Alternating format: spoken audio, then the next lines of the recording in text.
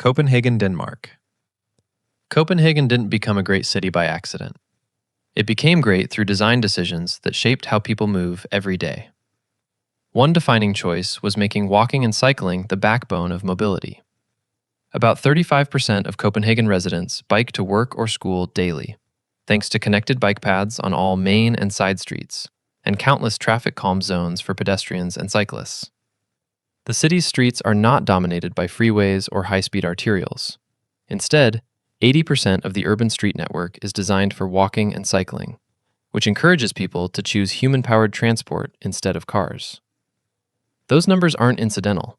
They reflect a deliberate policy: continuous, protected bike networks, intersections that slow cars, and priority for people on foot.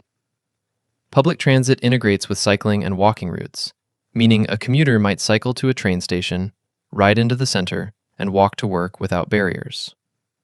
This decision changes everything. Streets stay active, local shops stay viable, people are healthier, and air quality stays high. Copenhagen's success shows that when a city organizes space around human movement instead of vehicles, daily life becomes easier. Tokyo, Japan. Tokyo didn't just grow big, it grew usable. Tokyo's design anchors daily life around extremely high public transit use and seamless urban density. While modal share data vary by study, global trend research shows Tokyo among top cities for transit integration and mobility performance. The city's land use policy and transport networks didn't just connect points on a map, they wove them into vibrant urban fabric. Stations across Tokyo aren't isolated transport stops. They act as neighborhood centers where housing, offices, retail stores, and services cluster closely. This spatial logic minimizes the need for cars. People walk minutes from transit to grocery, work, or school. Mixed-use zoning plays a key role. Instead of isolating functions into separate districts, Tokyo allows residential, commercial, and civic life to coexist. Trains, subways, buses, and local streets feed each other in tight cycles of movement. The city's continuous development of transit lines ensures that most metropolitan residents live within walking distance of reliable service. Because infrastructure and land use grow together, Tokyo doesn't just move people, it supports life at every scale. Vienna, Austria. Vienna's design success rests on one persistent choice: treat housing and public services as long-term infrastructure, not commodities. Vienna consistently ranks at the very top of livability and quality of life indices. In the 2025 Moving to Global Livability Index, Vienna sits at number 2 globally, which combines safety, stability, healthcare, environment, and urban infrastructure performance. That ranking isn't luxury. It's evidence of institutional choices that prioritize healthy city life. More than half of Vienna's population lives in well-maintained public or subsidized housing, done at scale and integrated into regular neighborhoods with access to transit, schools, parks, and local services. This isn't temporary relief or stopgap policy. It's a sustained strategy to keep housing stable and affordable, reducing displacement and speculation. Vienna also invests heavily in transit accessibility, with one of Europe's most extensive rapid transit and tram systems. Residents can reach key destinations without a car, and street networks are dense enough that walking is practical for many trips. The result?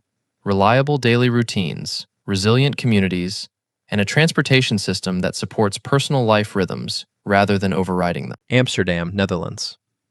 Amsterdam wasn't designed around highways. It was designed around bicycles. In a city famous for canals and compact scale, cycling is far more than a culture. It's daily practice. About 38% of all journeys within Amsterdam are made by bicycle, supported by a network of bike paths, traffic-calmed streets, and infrastructure that treats bikes as primary transport.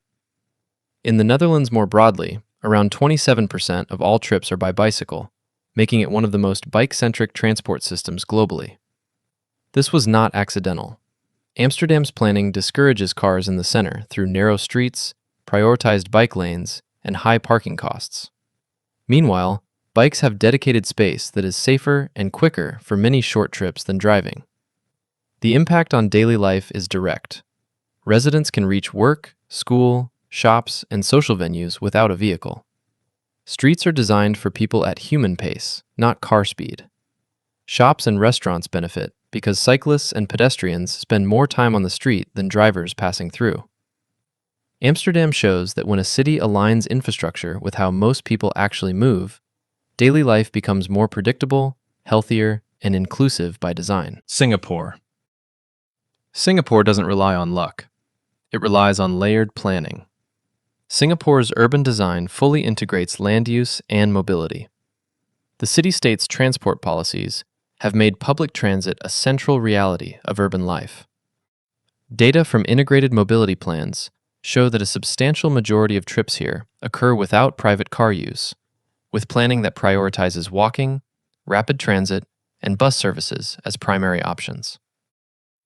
Singapore's planners intentionally merge transportation infrastructure with residential, commercial, and public spaces so that daily life can unfold around efficient movement rather than traffic. The city's rapid transit lines, bus networks, and pedestrian corridors are planned together, not in isolation, which shortens travel distances and reduces dependency on private vehicles. Because space is limited, the city also uses pricing and ownership tools, like vehicle quota systems and electronic road pricing, to manage demand rather than simply expand roads. This keeps congestion more stable and transit more attractive. In Singapore, every piece of land and mobility system works in concert. The result is a human-scaled city where trips are shorter, transfers are easier, and daily movement is integrated into life rather than interrupting it. Madrid, Spain. Madrid didn't reinvent the wheel. It removed the obstacle. One of the most impactful decisions in Madrid's urban planning has been reducing car dominance in its central areas. By restricting through traffic and repurposing former highway space, the city made room for people instead of vehicles. This reclaims public space for parks, cafes, walking routes, and social interactions, rather than forcing cars through the core. The city also pairs these design decisions with strategic transit enhancements, expanding metro and bus services to ensure that moving around remains fast without a private car. Madrid performs well in global indices of quality of life and urban design, reflecting broad access to infrastructure and services. This approach reshapes daily routines. Trips to work, errands, social visits, and leisure all become comfortable without constant car use. Public squares thrive because they're surrounded by slow streets and accessible transit stops, not clogged by free-flowing traffic. Madrid effectively turned mobility into an asset, not a burden. Seoul, South Korea. Seoul didn't expand its roads. It restored its values. One of the most famous design choices in Seoul was removing the elevated highway that once covered the Cheonggyecheon stream and restoring the natural waterway. This didn't just improve aesthetics. It lowered urban heat, cut noise pollution, and reconnected neighborhoods previously split by concrete infrastructure. Seoul's policy orientation also emphasizes tech-enabled, integrated transit, as reflected in strong public transport ridership compared to global norms. South Korea as a whole ranks among the highest nations for public transportation use in commuting, with about 41% of workers using public transit regularly, showing the broader societal uptake of non-car travel. This design choice shifted the city's center from car throughput to pedestrian connectivity. Parks now link dense neighborhoods, local businesses thrive along walkable corridors, and traffic stress falls away because the system supports alternate movement. Seoul demonstrates that removing barriers, physical and policy-driven, can unify a city's spatial logic and reinforce daily life, rather than fracture. Zurich, Switzerland. Zurich didn't chase density blindly. It defined limits and then built reliable systems within them. Zurich consistently ranks near the top of livability indices, especially regarding infrastructure and transport. The city limits sprawl with strict zoning and complements its spatial discipline with punctual, dense transit networks. Trams, trains, and buses form the backbone of daily movement, with high frequency and excellent coverage. Zurich's success shows that when planning controls expansion and invests in reliable public systems, cities can be both structured and livable.